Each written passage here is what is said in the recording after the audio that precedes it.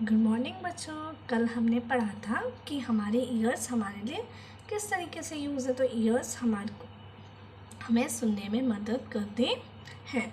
So now जैसे हमने पढ़ा था कि आइज़ हमें देखने में मदद करती हैं, लेकिन कुछ लोग होते हैं जो देख नहीं पाते हैं। ऐसे लोगों को हम क्या बोलते हैं? ब्लाइंड। इसी तरीके से कुछ ऐसे लोग भी होते हैं जो सुन नहीं पाते हैं। सो हम उस टॉपिक को पढ़ते हैं। Hearing problems means सुनने की समस्या। Some people cannot hear properly. कुछ लोग cannot hear सुन नहीं सकते हैं properly ठीक तरीके से, अच्छी तरीके से means उन्हें कम सुनाई देता है। Some people become hard of hearing because of old age. Some people कुछ लोगों को become hard of hearing means सुनने में क्या होती है? मुश्किल होती है। क्यों होती है? बिकॉज ऑफ ओल्ड एज, क्योंकि बुढ़ापे की वजह से या फिर ओल्ड एज की वजह से वो बूढ़े हो जाते हैं। तो क्या होता है? उनकी सुनने की पावर क्या हो जाती है? कम हो जाती है। इसी तरीके से जब लोग थोड़े बुढ़ापा आ जाता है या बूढ़े हो जाते हैं तो उनको दिखाई भी कम देने लगता है और सुनाई भी कम देने लगता है। They may use a hearing aid. They may use फिर इस्तेमाल कर सकते हैं। अ हियरिंग एड, एक हियरिंग एड क्या होती है? आपकी सुनने की कान की मशीन। आपने देखा होगा कि कुछ लोग अपने कान में एक मशीन लगाए रखते हैं जिसके थ्रू उनको सुनाई देता है। It is a small instrument worn in the ear which amplifies the sound and allows the person to hear more clearly. It is a small instrument. ये क्या होता है? एक छोटा सा इंस्ट्रूमेंट होता है worn, जो पहना जाता है कहाँ? In the ear, कान में, which amplifies the sound. अब इसका काम क्या है? कान की जो मशीन होती है उसका ये काम होता है कि वो साउंड को, आवाज़ को बढ़ाती है। क्या करती है? बढ़ाती है। जैसे आपने कोई शब्द धीरे बोला तो जिसके कान में मशीन लगी होगी उसको वो शब्द क्या सुनाई देगा? तेज़ आवाज़ में सुनाई देगा। And allows the person to hear more clearly. Allows the person means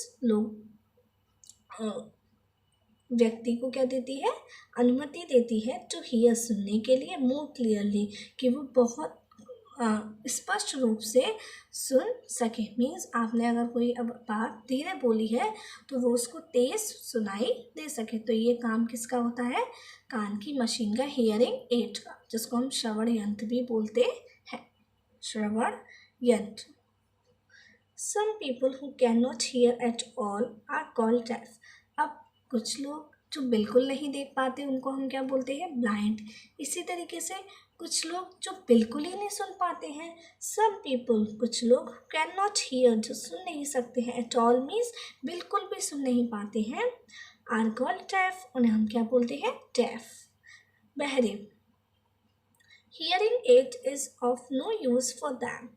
कान, उनके लिए कान की मशीन का कोई उपयोग नहीं होता, क्योंकि कान की मशीन क्या करती है?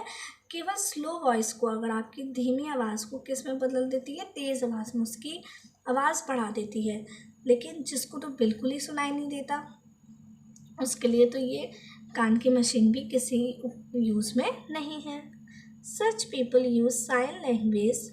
ऐसे लोग क्या इस्तेमाल करते हैं? साइन लैंग्वेज, सांकेतिक भाषा, इशारे में बात करते हैं। सांकेतिक भाषा, इशारे में बात करके एक दूसरे की बातों को समझते हैं, या अपनी बात दूसरे को समझाते हैं और दूसरे की बात खुद समझते हैं।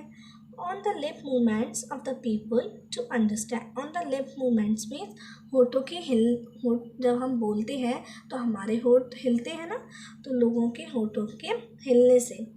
टू अंडरस्टैंड, समझने के लिए। वॉट इज बीइंग सेड, कि क्या कहा जाता है, कि क्या कहा जा रहा है।